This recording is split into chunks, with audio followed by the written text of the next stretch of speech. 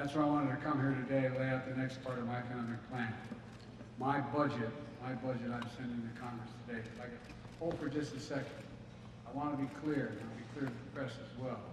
The fact is that the Speaker of the House he's a very conservative guy, and he has even more conservative group with him. But he and I met early on, and he said, what are we going to do about the budget? And I said, well, let's make a deal. Let's meet. I said, I'm going to introduce my budget on the 9th of March. You introduce yours, and we'll sit down and we'll go line by line. And we'll go through it, see if we can agree on what we disagree on, and then fight it out in the Congress. So I want to make it clear, I'm ready to meet with the Speaker anytime, tomorrow, if he has his budget. Lay it down, tell me what you want to do, I'll show you what I want to do, see what we can agree on, what we don't agree on, let's see what we vote on. Now,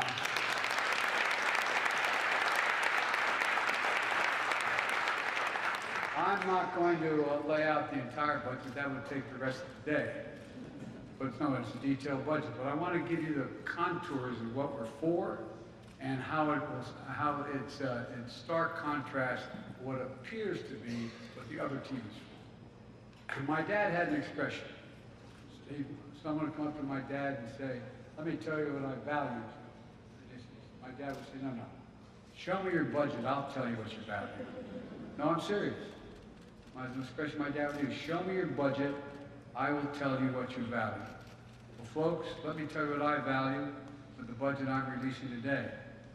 I value everyone having an even shot, not just labor, but small business owners, farmers, so many other people who hold the country together who've been basically invisible for a long time. So at the end of the month, after working like the devil, they just have a little bit more breathing room, my dad would say. After you pay all your bills, you're sitting at a kitchen table writing out the last bill, you have just a little bit of breathing room. So my budget reflects what we can do to lift the burden on hardworking Americans. And there's more than one way to do that. And that's what brings us down to everyday cost. How much do things cost? Not just whether inflation. We brought down inflation 7 months in a row. We're going to whip it. But in the meantime, there's other ways to take what is inflation in your budget.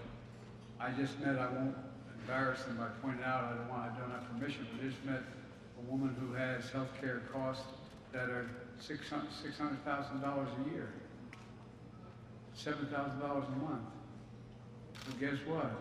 How can you possibly deal with that? Well, we just dealt with it, by the way. We just dealt with it. For example, prescription drugs. We pay more for prescription drugs in America than any other advanced nation on earth. I say it again. In the United States of America, for whatever prescription drug you're buying, you're paying more than any other nation on earth, advanced nation. We're finally beginning to change that. I've been fighting that for over 30 years. Because of a law that I worked on for decades, and that I just signed last year, we took Big Pharma on, and we won. For the first time, we won.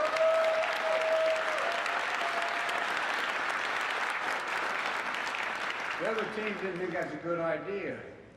None of them voted for it. They think Big Pharma should be able to make extraordinary profits, exorbitant profits at the expense of the American people. And that's not hyperbole, that's a fact. Medicare finally has the power now to negotiate for lower drug prices. And by the way, they've been able to do that for the VA. The VA, they're able to say, we're only going to pay X amount of dollars for this particular drug that, in fact, veterans need. The only actually exempt was Medicaid. They couldn't do it for Medicaid. Now they can. And it's going to lower prices for seniors. But here's the deal. Not only, for example, the woman I just mentioned, beginning in 2025, she'll not have to pay more than $2,000 a year in total amount of drugs.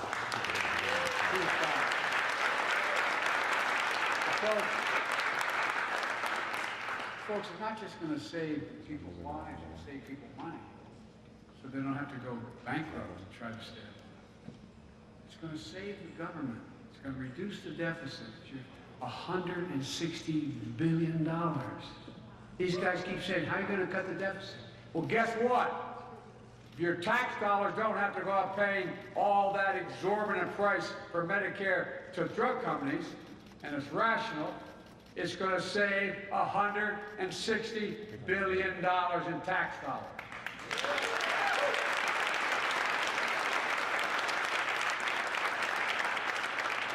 Millions of Americans have diabetes. They need insulin literally to stay alive. Woo! How many people know somebody who needs insulin for their diabetes? Raise your hand. Well, they're paying somewhere between $400 and $700 a month now. Were until last month. Well, guess what? That insulin was invented 100 years ago. I mean, literally 100 years ago. Okay? You know how much it costs to make that insulin? $10. You know how much it costs to make it and package it? $13.50. Charging the kind of money they charge? And guess what? Guess what? Now we've lowered the cost of the insulin to a maximum $35 a month.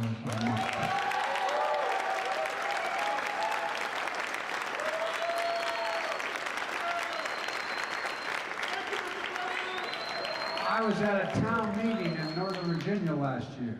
A woman stood up and she was a little embarrassed to speak. She said, "I have 2 daughters with diabetes, and I can't afford the insulin." And she talked like that. She said, "And we have to split it sometimes." Can you imagine looking at your son or daughter and knowing you don't have the money to pay for the insulin to keep them alive and healthy? Not a joke. Talk about being deprived of your dignity. Well, not anymore. Seniors on Medicare don't have to pay more than $35 a month. And guess what? When not only I thought we should cut it for everybody to $35 a month. But my friends in the other team knocked it out. I didn't have the votes. I lost by a couple votes. Well, guess what? Capping the cost for everybody at $35 a month, especially those 200,000 children with type 1 diabetes. Well, here's what happened. Eli Lilly, one of the world's biggest drug companies, just announced it's capping the cost of insulin at $35 a month. Now, how are the rest of these folks going to charge more than that when you can go to Eli Lilly and buy it for $35 a month? So folks are going to save a lot of lives, but also it's going to give parents back their dignity they've been deprived because they can't take care of their kid for something that's so basic and so important. But again, the MAGA Republicans want to take away the law. One of the things they've announced, they want to do away with the Inflation Reduction Act. Okay, well, we have a difference in budget ideas, man. More than budget ideas, but anyway. By the way, how many people, maybe even some of you know people who stared at the ceiling last night wondering, God forbid, if I get pancreatic cancer, my wife gets breast cancer, something happens, what's going to happen? How are we going to pay the bills? I could tell a story. My dad would probably be mad if I tell him were he alive. We lived in a 3-bedroom split-level home. Nice, I mean, it was a nice home. We were a middle-class family with 4 kids and a grandpa. And the bed my headboard was against in the room with myself and my 2 brothers was against the wall of my dad. My dad was really restless. You could hear it one night. You could hear the bed. And I asked my mom the next morning, "What's wrong with Dad?" She said, his company said no more health insurance. They weren't going to pay for it. Well, guess what? A lot of people are lying in bed at night wondering what they're going to do. They're going to have to sell the house. What do they have to do if one of them gets really sick? Well, thanks to the American Rescue Plan, which not one single Republican voted for, that I signed the law as soon as I got to office, millions of Americans, or millions more, have enrolled in the Affordable Care Act, saving an additional $800 a year for better coverage and better prices. My budget's going to make those savings permanent. I've passed them up to now, but they'll expire if I don't get them done again. My MAGA Republicans all voted to get rid of the Affordable Care Act. They voted to get rid of it over 50 times since Barack passed it. Or 50 times. Shame on them. Well, it is. I think it is shameful. Folks, no one can deny we have a climate crisis. So we've seen more land, for example.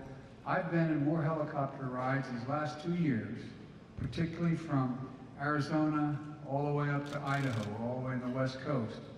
More forests have burned to the ground than the entire state of Maryland, the entire size of the state of Maryland. Look what's happening. The Colorado River has become a creek. You have all these environmental problems that are so profound, they're hard to deny. And people are seeing them now, along with extreme superstorms and droughts. That's why I took the most aggressive action ever in all of history in any country to take on the climate crisis by lowering your home energy bills, which MAGA Republicans voted against. We've now gotten to the point where it's cheaper to generate electricity from wind and solar than it is from coal and or fossil fuels. And I'm from Scranton. Okay, I'm not against coal per se. A lot of people made a living on that way. But we're providing incentives for folks to make the transition. So here's what we're doing. We're providing you with a tax credit and rebates if you're buying new energy efficient appliances. Heat pumps, the new heat pumps. It can heat the whole damn house. No, I'm serious, not a joke. Well, if you need a heater and you need to buy one of those heat pumps, you get a tax credit for doing it. And water heaters, tax credit to weatherize your homes with better windows and doors. I gathered together leaders from American Auto Workers in the South Lawn of the White House, all American manufacturers. And it was a year and a half, well, 2 summers ago. And guess what? They all agreed within the next month, came to me and said, we're going to go all electric. We're going to go all electric. And that's going to save billions of gallons of gasoline burning into the air. It's not only going to save the environment, it's going to help create really good paying jobs. We're providing tax credits for folks who buy electric vehicles to encourage them to do it. We're still going to need combustion engines. We're going to still need oil for the next 10 to 15 years. All of a sudden, they're not all going to go away. Well, all this is going to lower energy costs for families on an average of $1,000 a year and create good paying union jobs.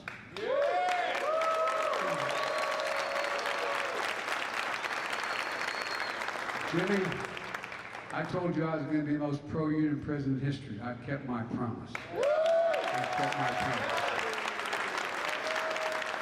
And by the way, when we're talking about the creating jobs, my buddies at the IBEW were the strongest support I had this year. Well, guess what? They're going to install 500,000 charging stations all across America. And by the way, the things I'm proposing not only lift the burden off of families in America, it's all going to generate economic growth. And that's not all. To support working parents, my budget expands access to affordable child care for millions of families. And it's going to invest in paid family and medical leave. It's all of you fought like hell for, so that the U.S. is no longer the only major economy in the world that doesn't have paid leave. Folks, my budget also invests in elder care and home care. How many of you are like I went through with my mom, my dad, as they got older? They wanted to stay in their own home. It was cheaper to stay in their own home than to have to sell everything and have everything gone to go into a home. Well, fortunately, I lived close enough and they could move in with me. But my point is, it's cheaper if we in fact provide for the ability for them to stay in their homes. It's not only the right thing to do, but it's cheaper on the taxpayer. All the things are going to help folks go to work, generate economic growth in our nation, and still take care of their families. The point is that every time I talk about things, people talk about it like this is an overwhelming burden on the taxpayer. It's going to save money for the taxpayer. No, it really does. Save money for the taxpayers. And generate growth. That's how the economy grows. That's why I was able to create 12 million new jobs in 2 years. more than any president in American history has created in 4 years. We've done it 2 years, but no president's done it in 4 years. Because of you. But the point is, it's good for everybody. You're not hurting anyone. My budget also restores the child tax credit. You know, when that was in place during the pandemic, guess what? Child poverty was cut in half to the lowest level in all American history. And guess what? Because moms are able to go to work. Moms are able to go out there and make a living. Folks, we can reduce child poverty and increase child opportunity. Again, it's going to help millions of parents go to work, knowing that children are being taken care of. And yet, only a few of my Republican friends support it. My wife Jill, who's a Philly girl.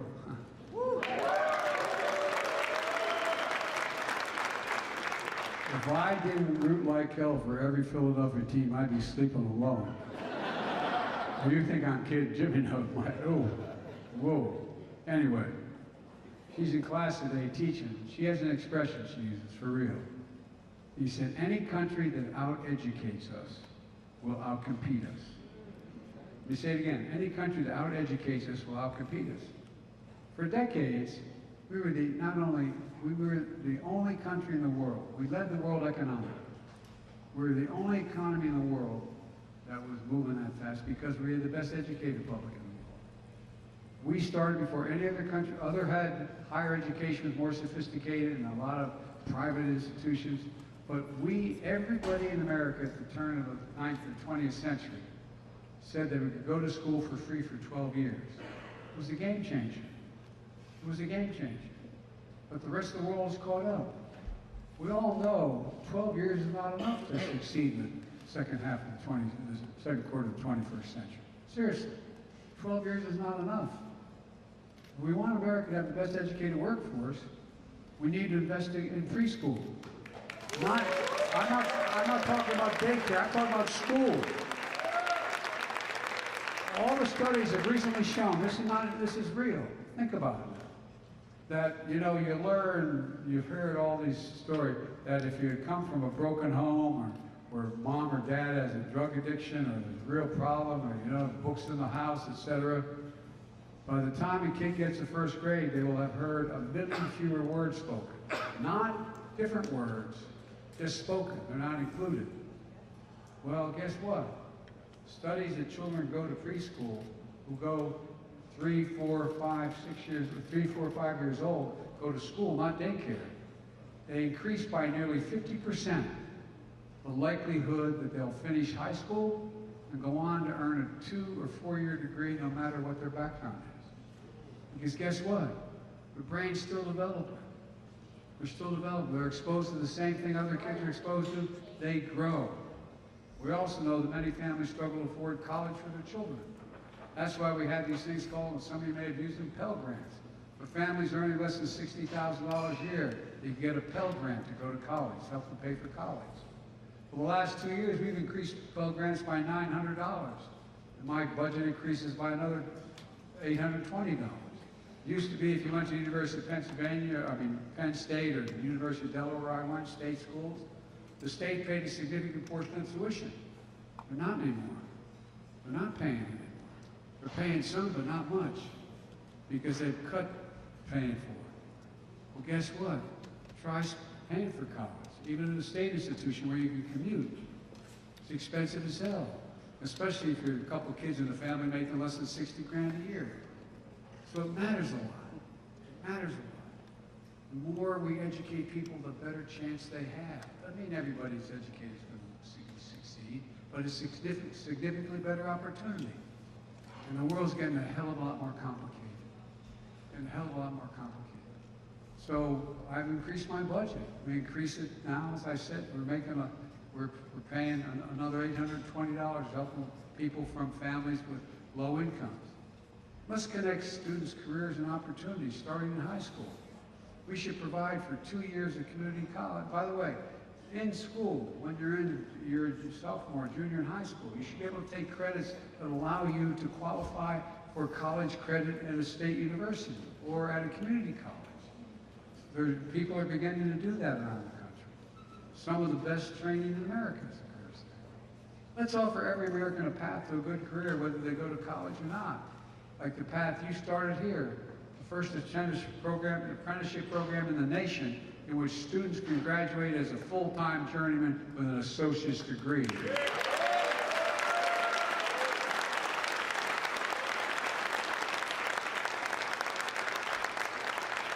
In the past 2 years, we've created, as I said, 12 million jobs, more than 2 years than any president's done in 4 years. I don't have to tell the union workers here that includes 800,000 manufacturing jobs in 2 years. 2 years. We've also seen more people apply to start small businesses than ever before. Not just unions, it's small businesses. People are now, more people, what's someone making an application to start a small business? It's about hope. It's about hope. In the last several decades, corporate America things began to change. I come from the corporate state of the world, Delaware. Literally, more corporations are incorporated in the state of Delaware than every other state in the United States combined. It used to be, when I was in high school, when I first got started, those corporations had some greater social responsibility. They paid higher taxes. They actually saw to it that they trained their employees. They don't train them anymore. When I was vice president, I met with the Secretary of Commerce, and we met with 300, don't hold me the exact number, 347, 46 CEOs. So what do you need most? You know what the overwhelming request was? Better educated public. Well, guess what? Back then, they used to educate their workers. The DuPont company buy a new industry, they would educate them how to do it. They don't do it anymore. And one of the other things started happening 3-4 decades ago. American companies started to ship jobs overseas. Why? Cheaper labor. They'd go where they could find the cheapest labor in Asia or Africa, wherever it was. And they'd bring home product made. Well, guess what? We're going to export product and bring jobs home. That's what this is about. I'm not joking. Where is it written? Where is it written that America can't lead the world again in manufacturing? Never underestimate what America can do. We can do anything we set our minds to do. And we know that. We have the world's leading economy. We have the world's best roads, bridges, ports, airports. When we were back leading the world, we used to have the best infrastructure on earth. But the world caught up. You know where we rank in terms of quality infrastructure in the world? Number 13. 13. That's why I signed the bipartisan, this was bipartisan, Republicans joined us, the bipartisan infrastructure law, the most significant instrument and investment to modernize our infrastructure in nearly 70 years, since the Eisenhower.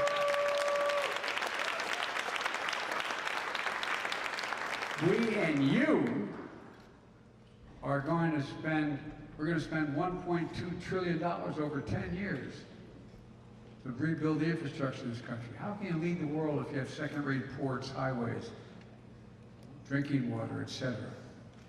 Instead of Infrastructure Week, which became a punchline with the last guy, remember every year it's going to be Infrastructure Week? Well, we got Infrastructure Decade.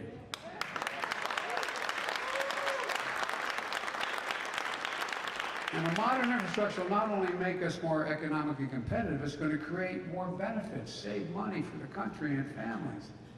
We're going to replace every lead pipe in the United States of America so children can drink water, 400,000 schools, 6 million. We're going to make sure that they're not drinking poison. For real. Every American. It's going to create thousands and thousands of jobs.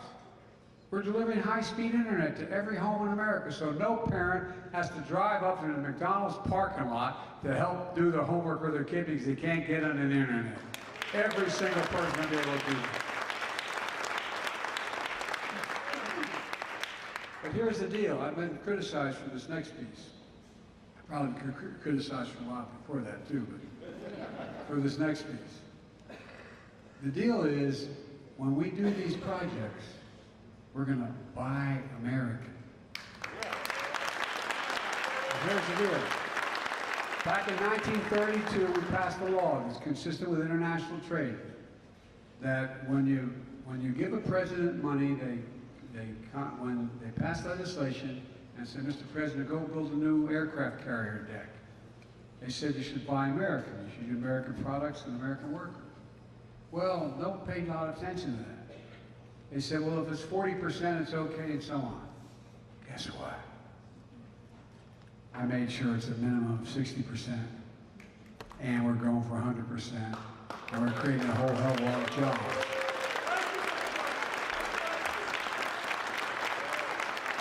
And it's not to hurt any other country, it's not. But think about it. You know, I wonder how many people talked about, quote, the supply chain before the pandemic. Everybody knows what the supply chain is now. Well, guess what? The reason why we stopped making cars for a while, they became so expensive, we lost the supply chains for computer chips. Because we invented in America, we miniaturized them, we made them better, and guess what? They went all overseas. In Southeast Asia, other places. So when the pandemic hit them and they had to close down, we had no access to computer chips.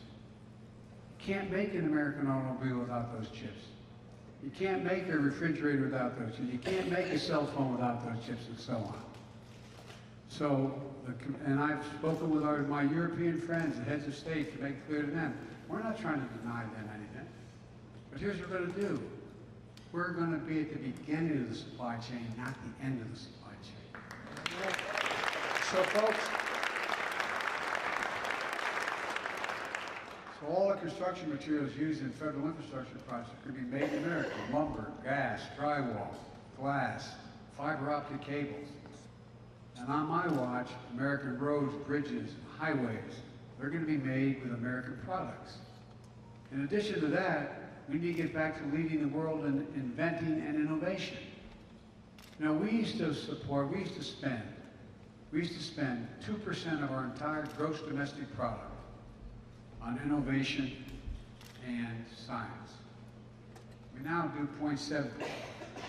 What I proposed was the thing called the Chips and Science Act, to make sure America leads the world in innovation, especially in manufacturing those semiconductors. These are those small computer chips the size of the tip of my little finger that power everyday lives. Cell phones, automobiles, refrigerators, artificial intelligence, so on. America invented these chips. We made them faster, smaller, more powerful. We used to provide 40% of them to the world. Now, today, we're down to 10%. Today's automobiles need 3,000 of those chips. But American automakers couldn't make enough cars because there weren't enough chips available. That's why, remember, the price of cars skyrocketed and they shut down assembly lines? So we did everything from refrigerators to cell phones. We can never let that happen again. Since I've been president, we've already seen companies commit from around the world, from South Korea to in the United States. Companies committed $300 billion to build chip factories all across America. $300 billion. From New York to Ohio to Arizona, and Ohio outside of Columbus. I've referred to it as the Field of Dreams. Intel came to me and said they wanted to invest. They're going to invest $20 billion. It's already started. Build 2 chip fabs, they call it, factories. Well, guess what? It's going to create 12,000 jobs. Excuse me. Yeah, I think it's 12,000 jobs. 7,000 of them are going to be construction jobs. And the rest are going to be jobs working in those factories. You know what they're going to happen to those working in those factories? You don't need a college degree to work in those factories. The average salary is going to be $130,000 a year. So, folks, but my budget's about more than chips. It's about science as well. Like I said, we used to do 2% of our gross domestic product. We're doing research and development. Today, it's now less than, we're getting closer to 1%, but it's less than 1%.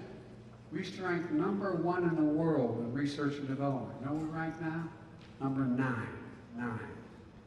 China was number 8 a decade ago. Guess what? They're now number 2. Number 2. This new law in my budget will deliver funding to help us lead the world again. My budget also invests in critical issues that matter to families, increasing the supply of affordable housing, lower rental costs, and make it easier to buy a home, all of which will generate economic growth and prosperity. I said to my introducer, he said, I bought a small home and I worked on it. I said, guess what? That's how every middle-class family came to be. Why? Because you build equity in that home. And after 2 years, 5 years, 10 years, you may have $10, $20, $30,000 in equity. You can borrow against it to send a kid to school. You can borrow against it to do a lot of things. And so folks, look, MAGA Republicans are calling for defunding the police department and defunding the FBI now. That's a good one. I like that one. Well, guess what? The refusal to provide funding is going to keep communities safe and secure. You talked about health, about crime. Well, it's outrageous. My budget invests in public safety. It includes funding for more training, more support for law enforcement, at a time when they're expected to play many roles. We expect our cops to be social workers. We expect them to be psychologists, mental health counselors. You know, more cops are killed responding to domestic violence calls than anything else. Do you know that? Well, folks, I don't want to defund them. They need more help. We don't expect a cop to be everything from a psychologist to a counselor. These departments need more investment in this kind of help. And we're going to fund proven strategies for accountable and effective community policing so cops know the communities they serve. The communities know them. We've got to get cops back on the street. Back on the street in the communities they know. Where they know the people, where they stop in and they know the guy who owns the liquor store. They know the preacher who runs the local school, the local ministry. They know the person who runs the local grocery store. When we did that in the Biden crime bill, crime just plummeted because they know folks. I remember I was in Wilmington. My son used to be the Attorney General of the state of Delaware. And he'd have his folks go out and knock on the doors. And there was a lady who called who lived on 4th Street in an area that's kind of tough. She was had rented one of these old Victorian homes, you know, the kind that have an outcropping on the corner of the. And she could hear the gangs below getting ready to do what they're going to do. But she's scared to death to call anybody because she knows they found out it was her, they'd be back. So my son made sure the cops gave their phone numbers to the people in the neighborhood with a commitment they'd never say where they got the information. And guess what? Violent crime dropping. She can pick up the phone and call and say, they're outside. I can hear them. They're talking about this they're going to do. Cops need help. There's some bad cops, by the way. What we did, my Justice Department just did in Louisville, Kentucky, was long overdue with those suckers. And by the way, how many cops you know like bad cops? I don't know many. Not a joke. We're going to provide 100,000 more community policing officers nationwide and invest in tens of thousands more school nurses and school counselors and mental health help. We're going to save communities billions of dollars over time. Every community needs, especially in the wake of this pandemic. Let's be clear about another key point in my budget. I guarantee you, I will protect Social Security and Medicare without any change. Guaranteed. I won't allow them to be gutted or eliminated, as MAGA Republicans threaten to do. MAGA Republican proposal is not an answer. On Social Security, my budget will not cut benefits, and it will definitely won't sunset programs like some of my MAGA Republican friends want to do. We'll secure Medicare through 2050 and beyond, ensuring that the vital program keeps going strong for generations without cutting a single penny in benefits. And by the way, did you all happen to see any of the State of the Union address?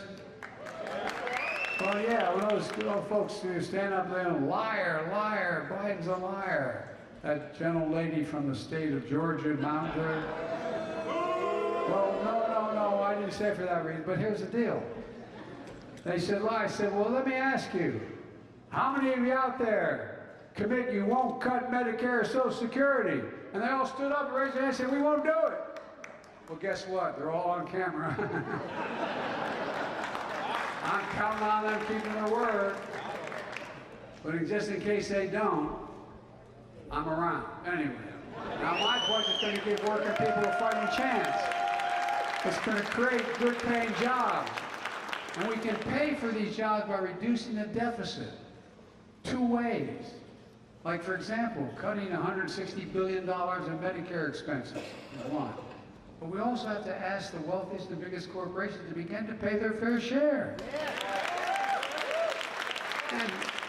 And cutting subsidies for special interests. And by the way, in my first 2 years in office, this first 2 years, I brought down the deficit a record $1.7 trillion, more than any president has in American history, while doing all the rest of this stuff.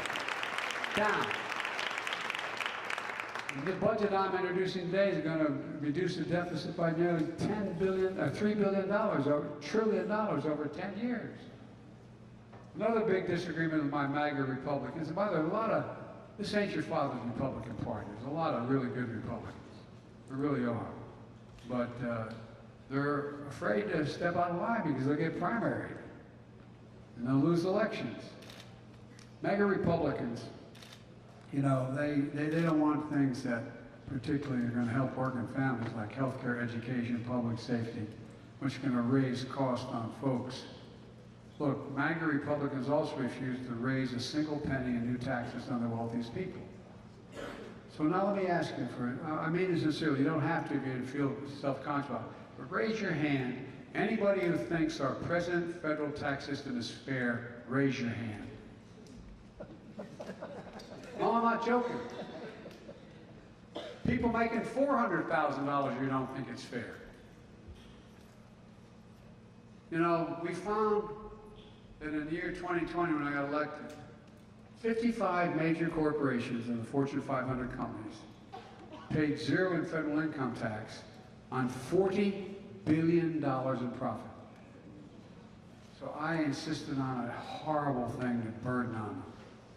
I introduced legislation making sure that they had to pay a minimum of 15%. 15% to corporations. Just 15%. That's less than any of you pay.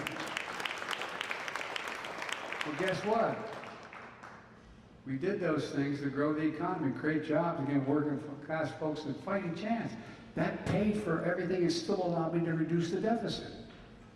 Just begin to pay your fair share. That's why I'm fighting for another proposal. When I got elected, there were roughly, don't hold me the exact number because it varies, around 650 billionaires in America. Now there's over 1,000. You know what the average tax they pay, federal tax? 3%. T-H-R-E-E, 3%. No billionaire should be paying a lower tax than somebody working as a school teacher or a firefighter or any of you in this room. So my plan is to make sure the corporations begin to pay their fair share. It used to be 35%. We cut it down to 21%. I think we should be paying 28%. It's going to be a real fight in that. We should be paying more than 21%. Let me be clear, under my plan, and I made this commitment when I ran, I haven't broken it yet, I never will. No one making less than $400,000 will see a penny in federal taxes go up. Not a single penny. Now, why did I do it $400,000? Because I doubt anybody here makes $400,000. I did it to make the case that I'm not going after anything remotely, any ordinary folks, because they're paying their share. We're also going to save billions of dollars on going after criminal who commit fraud. You know, a lot of people are saying to me that they don't like the idea I'm prepared to forgive up to $20,000 if you got a Pell Grant, or $10,000 for anybody who has a student loan during the recession. Well, guess what? We paid the so-called PPP program.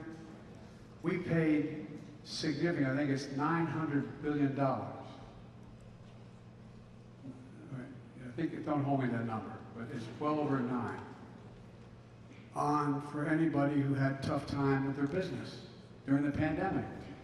So they could pay employees, they could do but guess what? You may remember, I was running for office at the time, and you all may remember that I had a big fight with the former president, and maybe future president.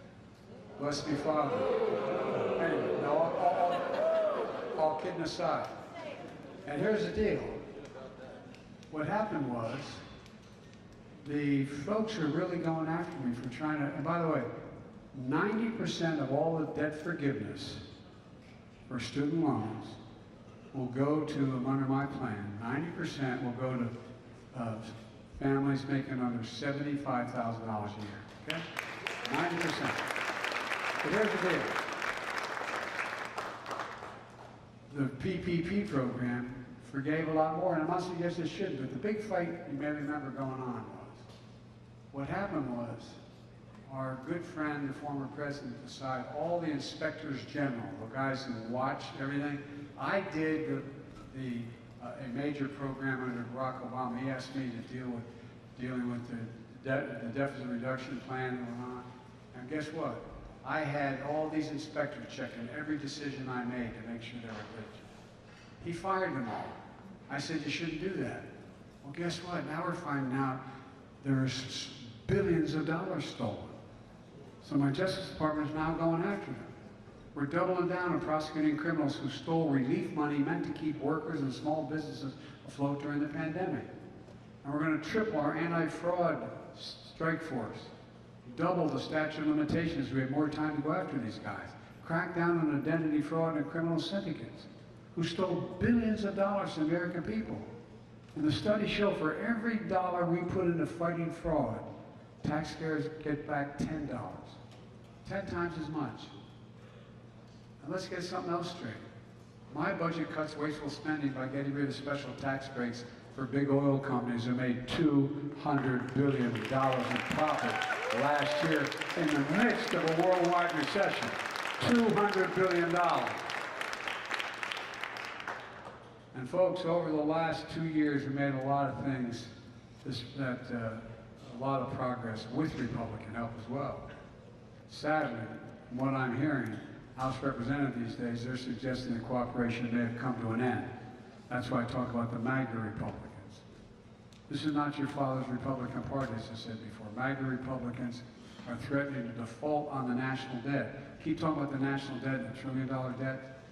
It took 200 years to accumulate that debt. It's not recent debt. This is all the debt that's been accumulating interest on the debt for over 200 years. And by the way, President Trump, when he was president, in 4 years, he increased the national debt by 25%. Just in 4 years. Remember that multi-billion-dollar tax break? Did you get any of it? Raise your hand if you got it. No, I'm serious.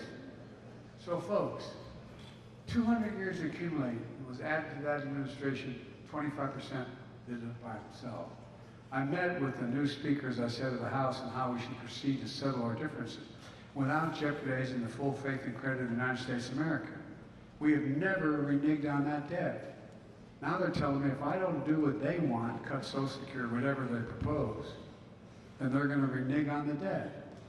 Every single major economic institution, conservative and liberal, says that will cause a massive recession,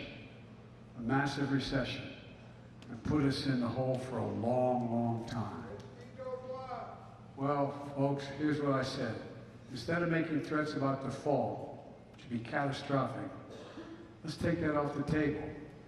Let's, as I said at the beginning, let's have a conversation about how to grow the economy, lower costs, and reduce the deficit. I just laid out the bulk of my budget. Republicans in Congress should do the same thing. Yeah. And we can sit down and see where we disagree. Our Republican friends said they want to reduce the deficit, but they did the math. We did the math on what they've put forward so far.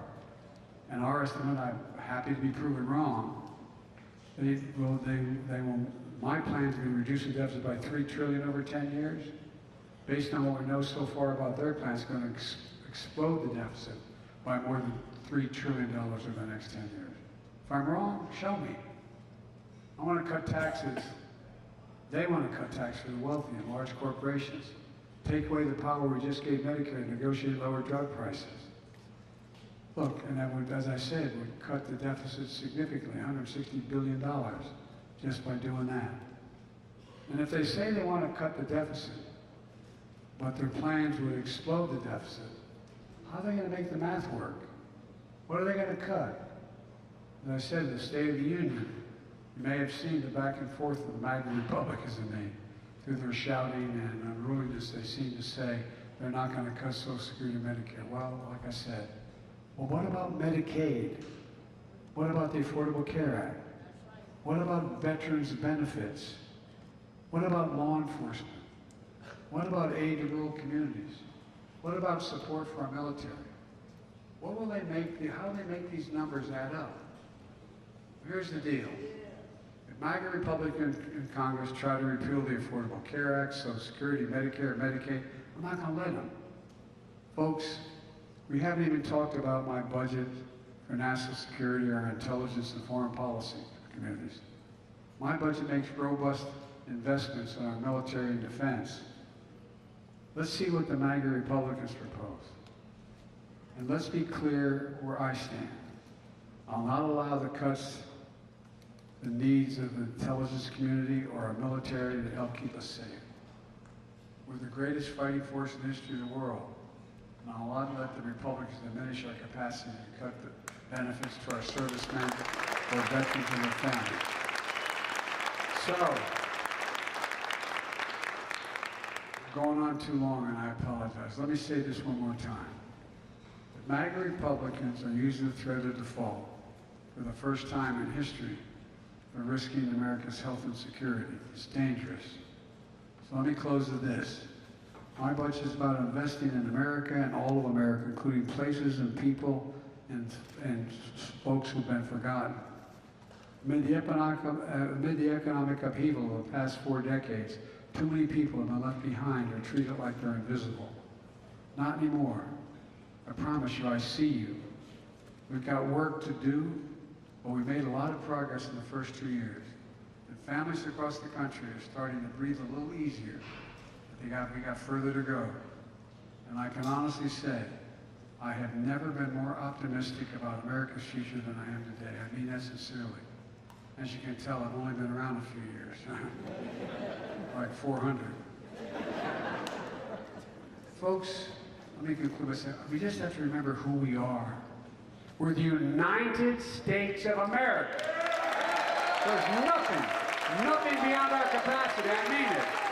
Nothing beyond our capacity if we do it together. So God bless you all, and may God protect our troops. Thank you, thank you, thank you.